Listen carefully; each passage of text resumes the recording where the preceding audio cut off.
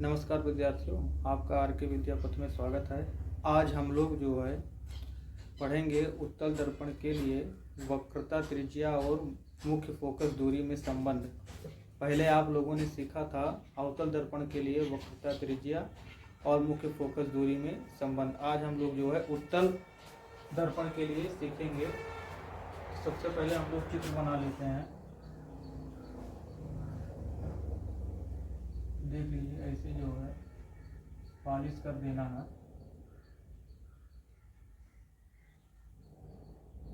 और हम लोग जो है मुख्य एक्सिस जो है प्रिंसिपल एक्सिस हम लोग खींचते हैं।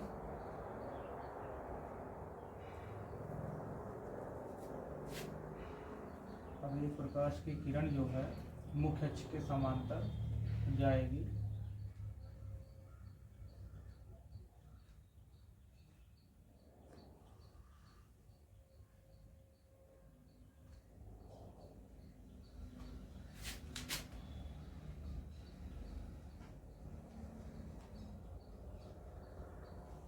ये मुख्य फोकस हो गया ये। और उसके बाद जो है हम लोग यहाँ पर अभिलंब डालेंगे।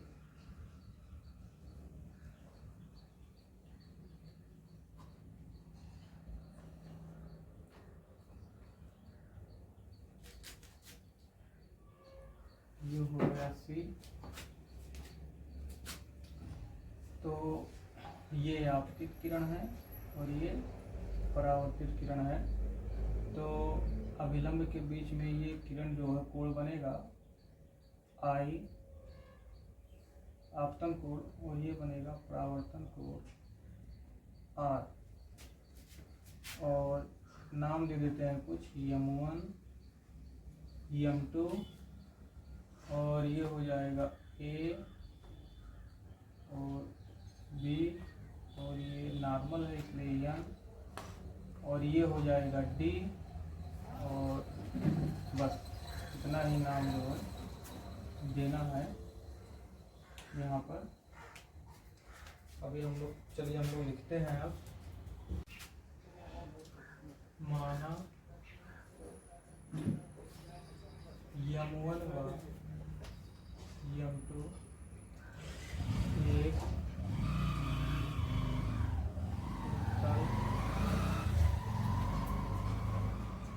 दर्पण है, उत्तल दर्पण है जिस पर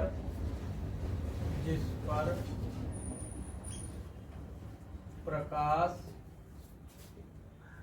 की किरण AB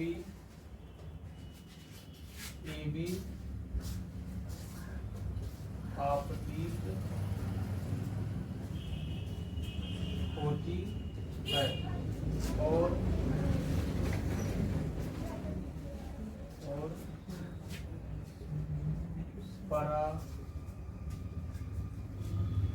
परावर्तन के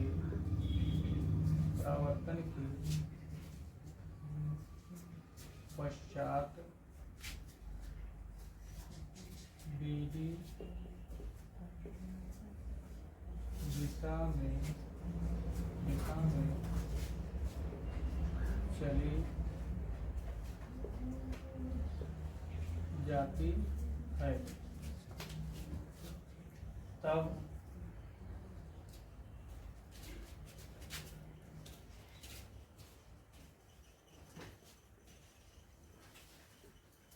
परावर्तन के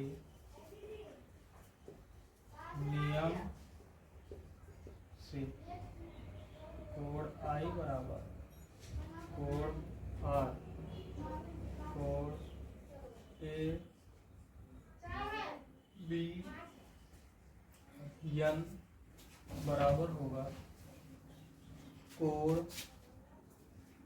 N B के समीकरण नंबर 1। अब देख लीजिए, इसमें 3 कोण बनेंगे। 3 कोण, पहला है परावर्तन कोण जिसे हम लोग जानते हैं कोण आई बराबर कोण आर। दूसरा बनेगा शीर्षाभिमुख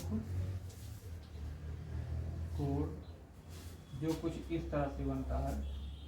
तो जिसमें ये आमने सामने की भुजाएं जो होती हैं, ये आमने सामने के कोण, सॉरी भुजा नहीं, आमने सामने के कोण जो होते हैं बराबर होते हैं। और तीसरा बनेगा संगत कोण। संगत कोण में कुछ इस प्रकार से बनेगा। तो इस तरह से ये वाला कोण और ये वाला कोण, मान लीजिए अगर ये कोण 1 है तो ये भी कोण 1 होगा, और अगर यहाँ पर कोण 2 है तो यहाँ भी कोण 2 होगा। इस तरह से ये आपस में बराबर होंगे, और इन तीनों कोणों का जो है इस्तेमाल इसे जो है हम लोग प्रूव्ड करने में करेंगे। तो पहला नियम हो गया है, अब दूसरा नियम हम लोग लगाएंगे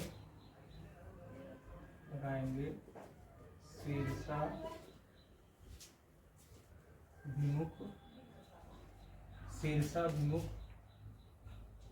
कोण से, शीर्षाभिमुख कोण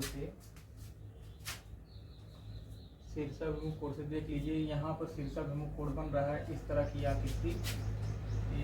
ये वाली आकृति देख लीजिए, एक जो है इस तरह का ये चिन्ह बन रहा है, और एक इस तरह का जो है ये चिन्ह बन रहा है। देख लीजिए यहाँ पर ये वाला जो है यहाँ पर बन रहा है। तो यहाँ कोण आर है तो यहाँ भी क्या हो जाएगा, कोण आर हो जाएगा। तो आगे हम लोग देखेंगे कोण एफ बी सी बराबर हो जाएगा कोण एन बी डी के। समीकरण नंबर 2, समीकरण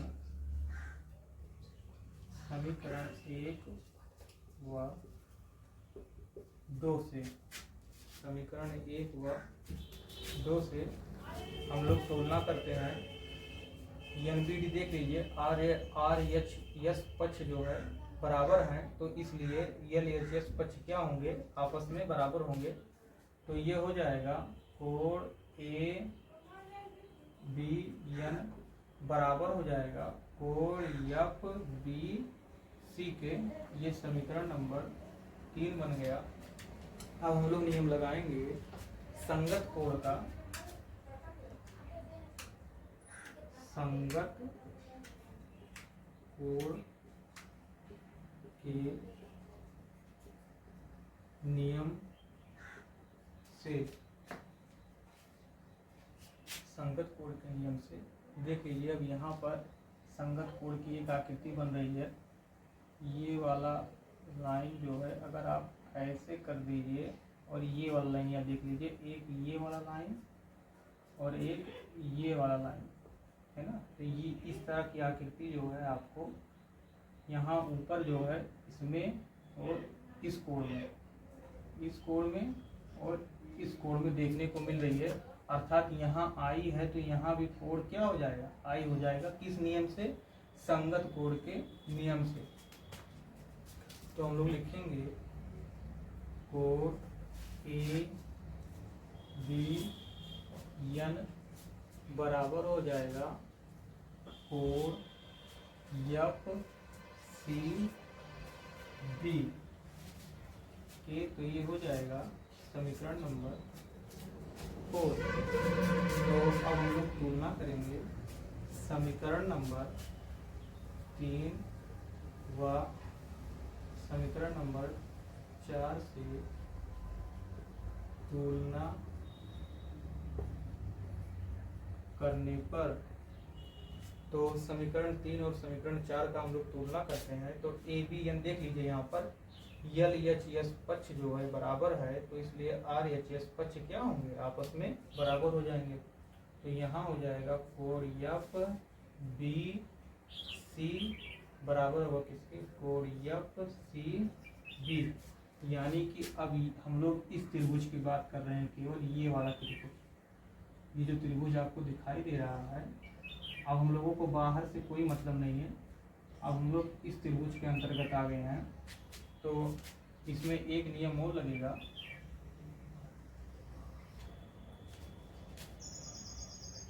जब किसी त्रिभुज में दो कोण बराबर होते हैं तो उनके सम्मुख भुजाएं भी बराबर होती हैं। उनके सम्मुख भुजाएं भी बराबर होती हैं। यानी देख लीजिए, ये जो त्रिभुज है इसमें ये परावर्तन के नियम से देखा जाए तो कोण I बराबर होता है कोण R के। तो यानी देख लीजिए कि इस त्रिभुज में दो कोण क्या हो गए, आपस में बराबर हो गए। तो इस कोण R के सामने वाली भुजा कौन सी है, ये है, और कोण I के सामने वाली भुजा कौन सी है, ये है। तो ये दोनों भुजा आपस में क्या होंगे, बराबर होंगे। तो अर्थात हो जाएगा भुजा FB बराबर हो जाएगा भुजा FC की। अब यदि दर्पण का द्वारक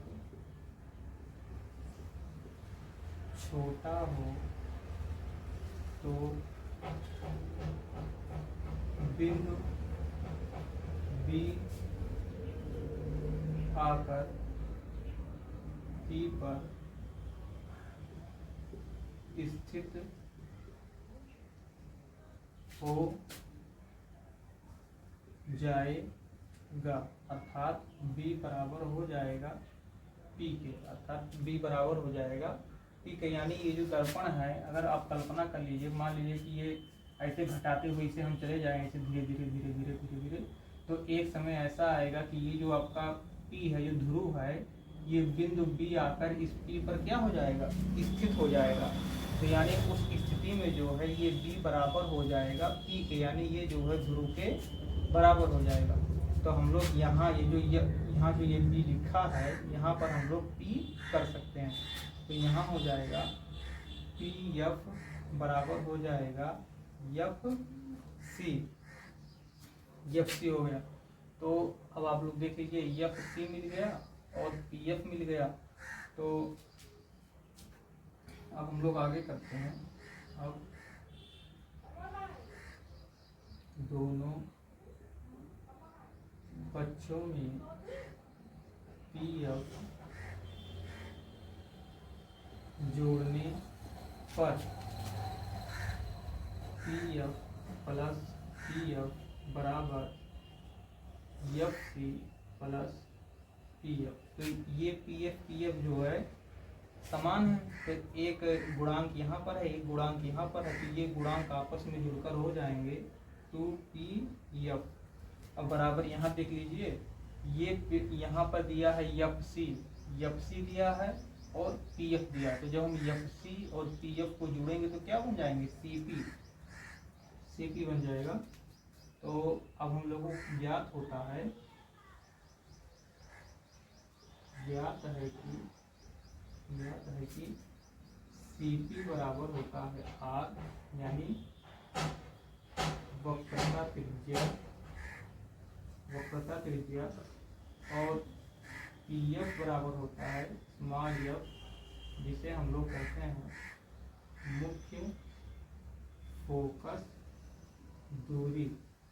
मुख्य फोकस दूरी कहते हैं। अर्थात 2PF के स्थान पर F आ जाएगा और CP के स्थान पर आ जाएगा R।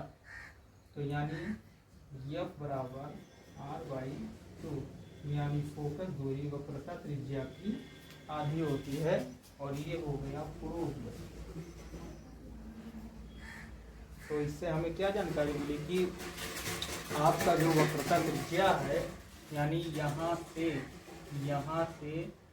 यहाँ तक की जो दूरी R है, ये R, ये यहाँ से और इस यफ के बीच की दूरी को ही स्मॉल यफ कहते हैं। यानी ये जो स्मॉल यफ है ये इस आर का आधा होता है, यानी यफ बराबर r/2। तो ये हो गया प्रूव इति सिद्धम।